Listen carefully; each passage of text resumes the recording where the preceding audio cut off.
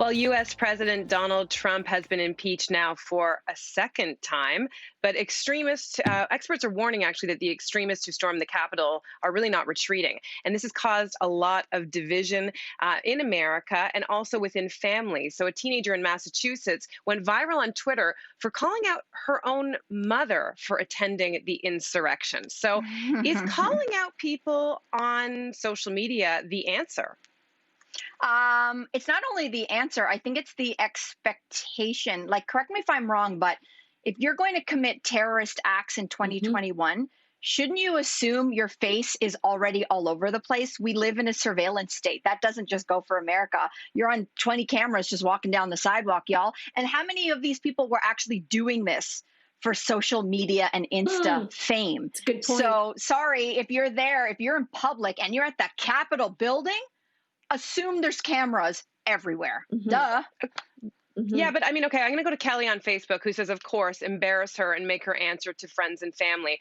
It may be enough for her to never do it again. And I mean, Kelly, I understand what you're saying, but you're speaking in sort of a reasonable way. Like if you were doing it, you might be embarrassed and never do it again. I don't think embarrassment is the key to helping these people see things differently. If so, they might not it's have shown up consequence. at the Capitol wearing like fur and horns and whatever the heck else they were wearing. Embarrassment is clearly not a thing that factors in.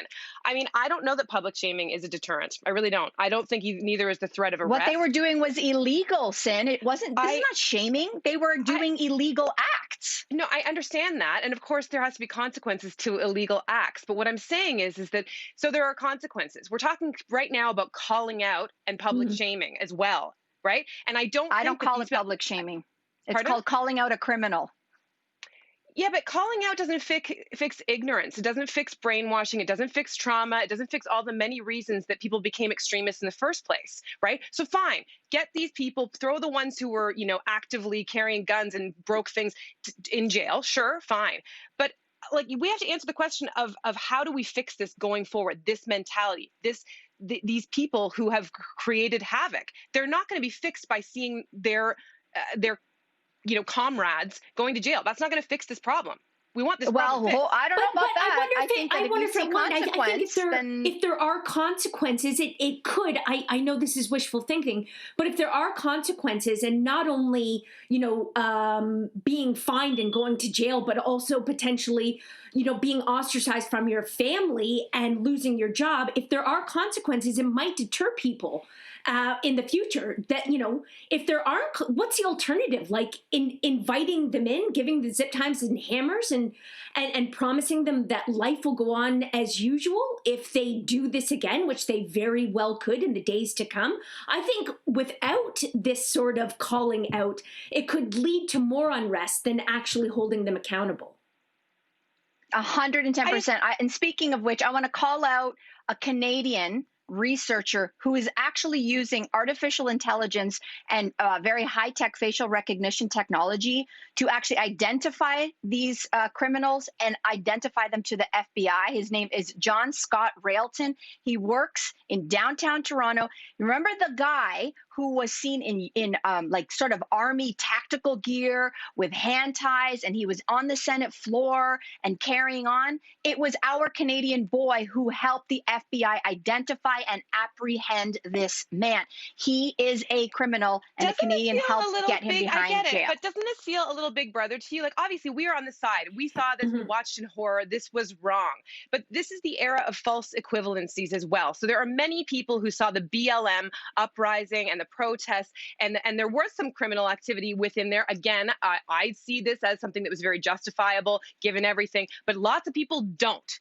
And so imagine if there was somebody on the Trump side of things who was, employing this kind of intelligence to, and I think they did in many cases, to try to find and target and show up at the homes of people who were doing legitimate protests. They were. I'm just saying, I mean, you're right. I know Cynthia, they were. They were. And an example of that is, there was a Dallas Police Department that put out an all call, send videos of protesters. And then remember what happened. Another response online community, the K-pop community, flooded the Dallas response line with fan cams of K-pop idols ruining the whole, and that's I mean, in one sense, that might be what happens, if you have a negative force rise up, Cynthia, what if these kinds of measures are used for nefarious means? Maybe the positive will rise up in response to neutralize it. It's just that in this case, no other side has come out in response to neutralize or whatever,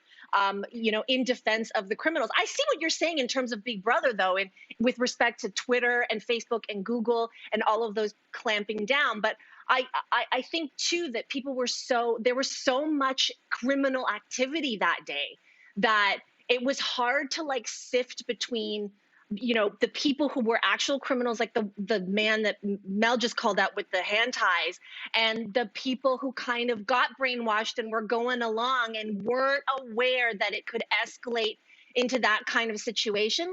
I wouldn't say that 100 out of 100 of the people who were there last week knew and thought that there would be a coup. That, they, and to your point, Cynthia, those are the silly lambs that were led astray by this evil force. People called them Instagram tourists. Instagram tourists. I think but the thing if they is were how inside are the terrorists Capitol, formed? We've agreed that there are this was terrorism. And so how are terrorist forms? They're people who are often Cynthia, isolated. we're talking about two different things, though. I agree with exactly what you're saying. There's a big picture of how this all even started. You're asking big questions that absolutely should be asked.